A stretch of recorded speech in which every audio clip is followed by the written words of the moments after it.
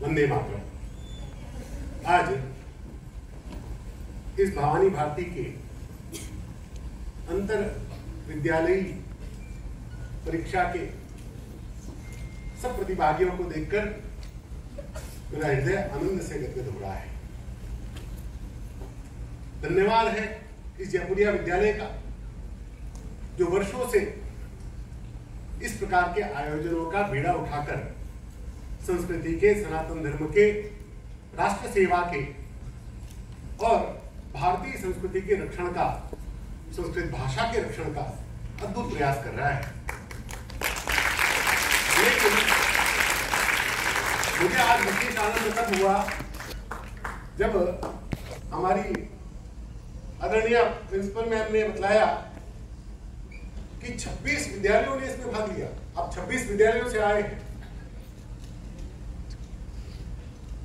एक विद्यालय का इस प्रकार का कार्य आरंभ करना और अनेक लोगों का उसमें जुड़ जाना, यही भारतीय संस्कृति का सच्चा रूप है।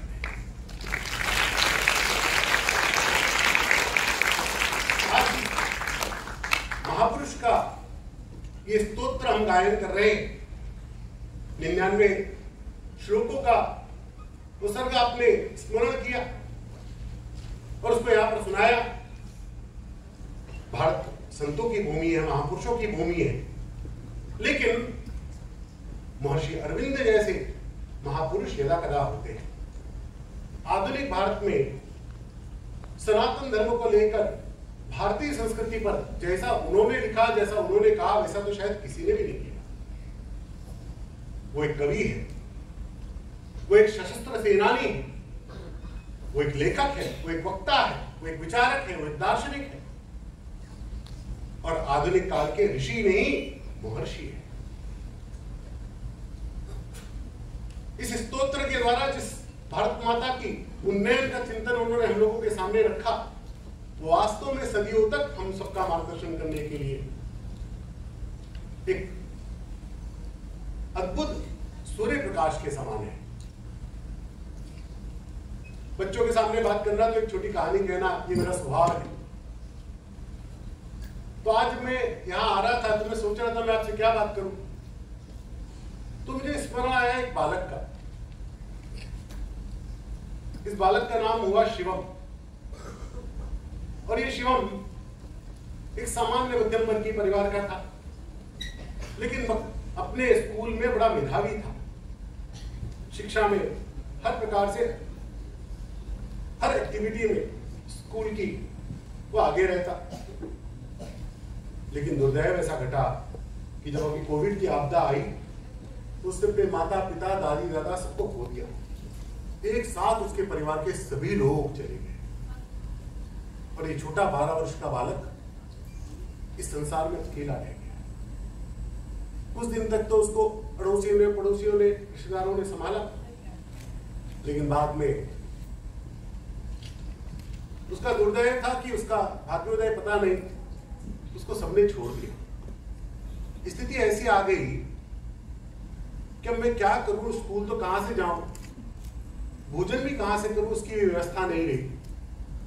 ये बालक सड़क पर भटके लगा, कुछ नहीं मिला तो कूड़ा बीनने लगा। कूड़ा बीन कर रोज जाता, कबाड़ी को बेचता, पन्नी अलग करता, कागज अलग करता और वो बेच कर जो पैसा मिलता उससे वो भोजन करता। एक दिन अचानक वो पहुंचा और कहा, कबाड़ी चाचा आज मैं कुछ बीने में जा नहीं पाया, तो आप मुझे कुछ पैसे आज उधार दे दो ताकि आज का मैं खाना तो खा लूं और कल मैं जो लाऊंगा उसमें आप उसको काट लेना। कबाड़ी को ये बालक शुरू से बड़ा पसंद था, क्योंकि अन्य कूड़ा बीनने वाले बालकों की तरह इसका स्वभाव नहीं था, अत्यंत सौम्य था। कबाड़ी उसको पैसे देने वाला ही था।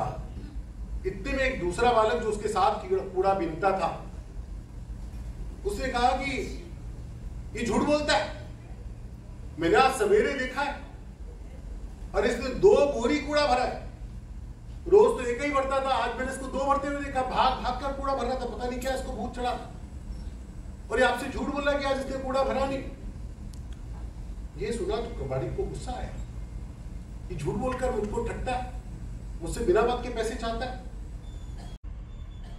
कबाड़ी ने जोर से बोला, जरूर तुम वो बोरे किसी दूसरे कबाड़ी को महंगे दाम पे बेच आए हो और मुझे आकर बुद्धू बना रहे हो। शिवम बोला था, रोने लगा, कहा नहीं ऐसी बात नहीं है। बालक ने कहा मैंने देखा है इसको, जितना रोज बीनता है उससे ज्यादा बीना इसने। अब कबाड़ी को थोड़ा और गुस्सा आया, उसने जोर से बोला, कठोर वाणी में कहा, मुझे सच बतलाओ वरना आज के बाद मुझे कभी दिखना नहीं। तुमने कूड़ा बीना या नहीं बीना? शिवम कांपने लगा, छोटा बालक 12 वर्ष का। उसने कहा मैंने बीना, लेकिन वो मैं बेच नहीं सकता। बीना है लेकिन बेच नहीं सकते? ऐसा क्या कूड़ा बीना है तुमने? मैं नहीं बता सकता, तुम्हें बताना पड़ेगा वरना मैं कल से तुम्हें कभी अपने पास आने दूंगा नहीं। थोड़ी देर तक जब कबाड़ी ने उसको जोर से कहा, कबाड़ी ने कहा मुझे लेके चलो, वो कहां रखा है। अब कबाड़ी को लगा ऐसा तो नहीं इसको आज कोई उसमें हीरा सोना मिल गया कि घबरा रहा है मेरे सामने लाते हुए, या क्या बात है। और वो शिवम जो एक रेलवे लाइन के किनारे 300 रुपए महीने की खोली लेकर अब उसमें रहता था, उस खोली में उस कबाड़ी को लेकर गया। 2 बोरी कूड़ा भरा रखा था। कबाड़ी ने देखा बोरी में कूड़ा है, कचरा है, कागज पन्नी है। बोले तुम इसको क्यों नहीं बेचना चाहते? रोज तो देते हो, आज क्या बात हो गई? तुम ऐसा क्यों कर रहे हो? मुझे बतलाओ। कबाड़ी के मन में इस बालक के लिए शुरू से बड़ा प्रेम भी था, क्योंकि इस बालक का स्वभाव उसने कई दिनों तक देखा है। शिवम ने रोते हुए कहा, कल 15 अगस्त था, मैंने विद्यालय में पढ़ा है कि राष्ट्र ध्वज का, राष्ट्र चिन्ह का कैसा सम्मान हमको करना चाहिए। लेकिन आज सवेरे जब मैं निकला तो सड़कों पर पन्नी के और कागज के बहुत से झंडे बिखरे हुए थे। मैं जितना कर सकता था, सब तो नहीं कर सकता था, लेकिन जितना कर सकता था मैंने दौड़ दौड़ कर वो सारे झंडे इन बोरियों में भर लिए। लेकिन मैं इनको बेच नहीं सकता। मैं अपनी भारत माता को कैसे बेच सकता? मैं अपने भारतीय चिन्ह को, उसके प्रतीक को कैसे आपको कुछ रुपयों में दे सकता था? इसलिए मैंने आपसे झूठ बोल दिया कबाड़ी चाचा। ये मैं ले तो आया, इसका क्या करना मुझे पता नहीं, लेकिन इसको कुछ पैसे में बेच दूं, ये मैंने सीखा नहीं, ये मुझे जमा नहीं। कबाड़ी ने जब उसकी बात सुनी, उसके आंखों में अश्रु आ गए।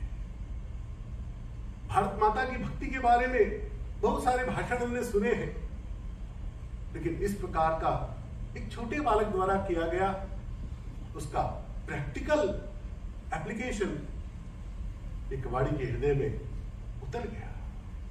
उसने कहा, बेटा तुमने जाके जो स्कूल में पढ़ा ना, स्कूल तो सारे बच्चे जाते हैं, लेकिन वैसा कोई नहीं पढ़ सका जैसा तुम पढ़ पाए। कल से तुम स्कूल जाना, मैं तुम्हें अपने बेटे के तरह अपने घर पे रखूंगा, तुम मेरे बेटे हो, आज से तुम चिंता मत करो, ये कूड़ा बीनने की आवश्यकता नहीं। कल से तुम रोज विद्यालय जाओ और सच्ची शिक्षा को प्राप्त करके इस देश की उन्नति करो। देश का उन्नयन करने के लिए, राष्ट्रभक्ति के लिए बॉर्डर पर जाकर लड़ना जरूरी नहीं, वो तो प्रणम में ही जो हमारे सैनिक वहां खड़े होते हैं, लेकिन हम सब तो वहां नहीं जा सकते। लेकिन एक एक छोटी छोटी बात हम अपने जीवन में ला सकते हैं। ये भवानी भारती स्तोत्र में महर्षि अरविंद ने जिस पुरुषार्थ का चिंतन हमारे सामने रखा है, वो पुरुषार्थ हमको जीवन में लाना होगा। अपने हर वाक्य में, अपनी हर दृष्टि में, अपनी हर क्रिया में भारत माता की सेवा को लाना पड़ेगा। भारत के महापुरुषों का, भारत की संस्कृति का सीखना पड़ेगा। एक सुभाषित है, विना वेदम विना गीताम विना रामायणीम कथाम विना कवि कालिदासम भारतम भारतम नहीं। जिसने रामायण पढ़ी नहीं, गीता पढ़ी नहीं, कालिदास को पढ़ा नहीं, वो कभी भारत को जान सकता नहीं। और इसलिए आज इस अवसर पर मैं आप सबके समक्ष यह आह्वान करता हूं, बच्चों कि आप जितने अंग्रेजी नॉवेल पढ़ते होंगे वो पढ़िएगा, अच्छे मोटिवेशनल साहित्य को भी जो पढ़ते हैं पढ़िएगा, द सीक्रेट आदि बुक्स को भी जैसा आप पढ़ते हैं पढ़िएगा, लेकिन जब आप महाभारत पढ़ेंगे और भारतीय दर्शनों को पढ़ेंगे तब आपको पता लगेगा कि ये सारे ग्रंथ जो आजकल अलग अलग भाषाओं में बड़े पॉपुलर है, ये हमारे ग्रंथों की झूठन से भी छोटे हैं।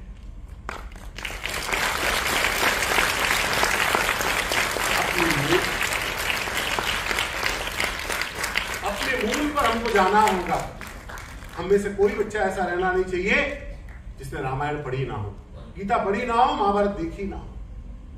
यदि हम वो देख सकेंगे तो हम भारत माता के सच्चे सेवक बनकर आगे बढ़ सकेंगे। उपनिषदों ने कहा संगच्छत्वम संवदत्वम सम्मो मानांसी जानता।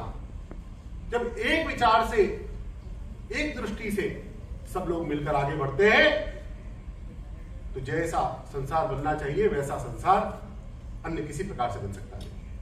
भारत माता विश्व गुरु रही है, हम उसको पुनः जगा सकते हैं।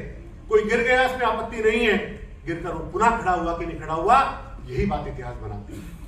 हम गिरे हैं, अनेक बार गिरे हैं, लेकिन हम गिरकर हर बार खड़े हुए हैं। अब समय है, हमारे यशस्वी प्रधानमंत्री जी ने एक मार्ग प्रशस्त कर दिया हम लोगों के लिए, और अब हम लोग उस मार्ग पर चलकर भारत माता को पुनः विश्व पटल पर सर्वोच्च विश्व गुरु के रूप में स्थापित करें, यही आह्वान करता हूं। सभी को धन्यवाद।